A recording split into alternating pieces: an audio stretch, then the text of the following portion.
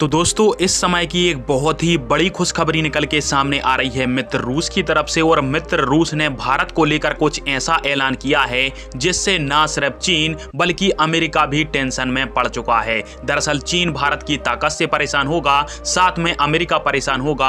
America की जगह रूस की भारत के साथ दोस्ती से। दरअसल व्लादिमीर पुतिन ने खुद यह ऐलान कर दिया है कि अब हम भारत की मदद करेंगे। और इसके लिए आप सभी स्क्रीन पर एक स्क्रीनशॉट भी देख सकते हो जिसके माध्यम से यह जानकारी दी गई है कि रशियन नेवी डे के मौके पर व्लादिमीर पुतिन ने न सिर्फ भारत के साथ सहयोग बढ़ाने वाले एक समझौते के ऊपर हस्ताक्षर किया, बल्कि भाषण में यह भी साफ साफ कह दिया कि अब हम भारत के साथ रणनीतिक साझेदारी को बढ़ाएंगे और भारत की हर क्षेत्र में मदद करेंगे। दरअसल आप सभी इस बात को जानते हो कि भारत की नौसेना हो या फिर हो वायुसेना, भारत के अंदर रूसी हथियार काफी ज्यादा मात्रा में यूज किए जाते हैं। और रूस ने ही हमको स्टेल्थ फ्रिगेट से लेकर SSBN सबमरीन की तकनीक दी है। और आज जो भारत के पास वर्तमान समय में परमाणु चलित पनडुब्बियां हैं, उनमें रूस की ही तकनीक का उपयोग किया गया है। परंतु भारत के पास सबसे बड़ी जो कमी है वो है न्यूक्लियर रिएक्टर की तकनीक की कमी, क्योंकि हमारे पास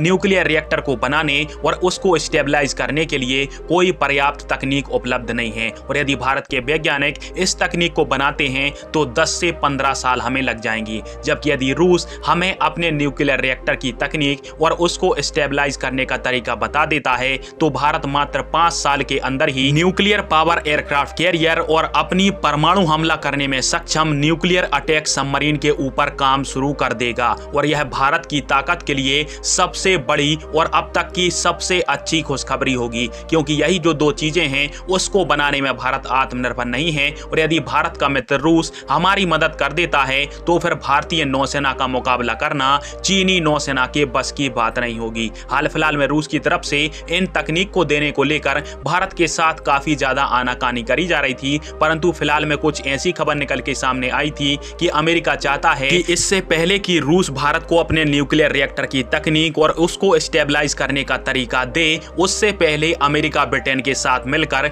भारत को यह तकनीक प्रदान कर दे। और इसके पीछे सबसे बड़ा हाथ यह है कि भारत को इस समय न्यूक्लियर रिएक्टर से संबंधित सारी तकनीक की आवश्यकता है। और जो भी संकट के समय में जो भी देश भारत की मदद करेगा, भारत उसका हमेशा हमेशा के लिए एक पक्का और भरोसेमंद साथी बन जाएगा। और अमेरिका कतई नहीं चाहता कि भारत जैसा एक कट्टर चीनी दुश्मन देश उसके हाथ से निकल जाए। और इसके लिए अमेरिका अपनी तकनीक भी भारत को देने को तैयार है, परंतु रूस ने अब अचानक से बीच में ही बाजी मार दी है और भारत की मदद करने की घोषणा भी कर डाली है। खैर, आप सभी के इस टॉपिक के ऊपर क्या राय है और भारत को रूस और अमेरिका में से किसके साथ समझौता करके न्यूक्लियर रिएक्टर की तकनीक लेनी चाहिए? कमेंट बॉक्स में फिर अवश्य दीजिएगा। वीडियो देखने के लिए धन्यवाद। जय हिंद, वंदे मातरम।